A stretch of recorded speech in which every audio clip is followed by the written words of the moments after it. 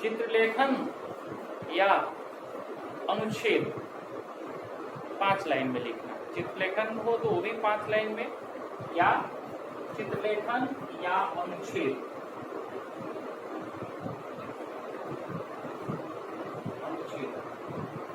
संस्कृत में किसी टॉपिक पर 5 वाक्य में लिखना होता है।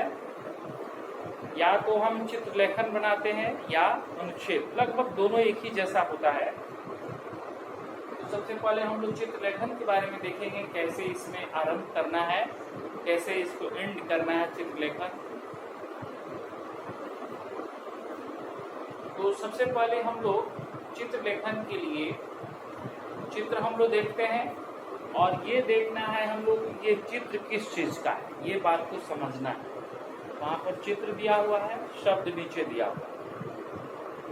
कई बार चित्र स्पष्ट नहीं है तो हम लोग उस शब्द को, नीचे के शब्द को देखेंगे, चित्र को देखेंगे, और ये हम लोग डिसाइड करेंगे कि ये चित्र किस चीज का है, वो जरूरी है।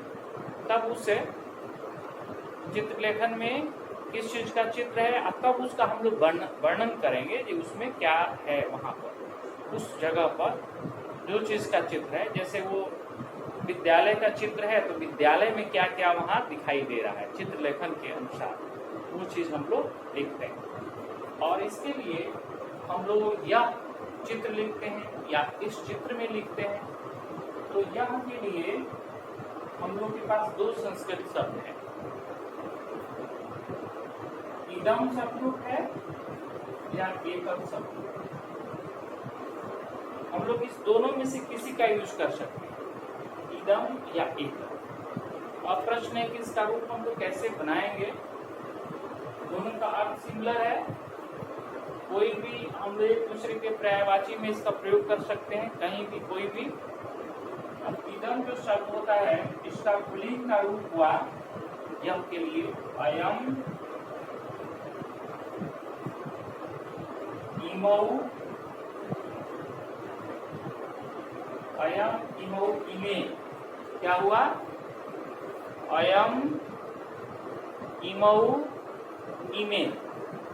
या ये दो, ये दो, ये पुल्लिंग के लिए। जैसे हम लोग कहीं बनाना है कि यह विद्यालय है, यह विद्यालय, विद्यालय पुल्लिंग है तो संस्कृत लिखते हैं अयम विद्यालय अस्ति, अयम लिखते हैं। शब्द रूप जरूर ये इदम का, लेकिन इदम वहां नहीं लिखते हैं। क्यों इदम नहीं लिखते हैं? क्योंकि विद्यालय पुल्लिंग शब्द है, इसलिए यहाँ पर लिखेंगे अयम विद्यालय अस्ति, यह विद्यालय। बहुवचन में कहीं प्रयोग करना है, ये बालक घूम रहे हैं, चित्रलेखन में ही लिखना है। तो हम लोग क्या बनाएंगे? इमे बालका भ्रमंती, ये बालक घूम रहे हैं तो इमे बालका भ्रमंती, इमे बालका भ्रमंती प्रयोग करते हैं। स्त्रीलिंग के लिए इसका रूप होता है इयम, इमे, इमा। इयम का क्या अर्थ होगा? यह। इयम का क्या अर्थ हुआ? यह। स्त्रीलिंग के लिए, स्त्रीलिंग के लिए इसका अर्थ हो गया यह। जैसे यह बालिका है, यह बालिका है, क्या संस्कृत इसका बनाएंगे हम लोग? इयम बालिका अस्ति, इयम बालिका अस्ति। ठीक है, ये बालिकाएं उद्यान में खेल रही हैं, ऐसा हम लोग चित्रलेखन अगर सोच रहे हैं बनाने के लिए, है ना। कभी कभी वो हिंदी हम लोग सोच लेते हैं, तब उसका चित्रलेखन हम लोग बनाते हैं, तब सही बनता है। डायरेक्ट हम लोग संस्कृत में बनाने पर कई बार उसमें कुछ मिस्टेक हो जाता है। जिससे हम सोच रहे हैं कि ये बालिकाएं उद्यान में खेल रही हैं, अब इसका हम लोग प्रयोग करते हैं। इमा बालिका उद्याने भ्रमंती या क्रीडंती, घूम रही हैं, खेल रही हैं, दौड़ रही हैं इत्यादि जो भी क्रिया लगाएंगे, लेकिन यहाँ पर चित्रलेखन के लिए इसका प्रयोग कर दिए ईमान। और नपुंसकलिंग के लिए फिर हम लोग क्या प्रयोग करते हैं इसके लिए? इदम, इमे, इमान। तब इस इदम शब्दरूप का नपुंसकलिंग में जाकर इदम होता है, इदम।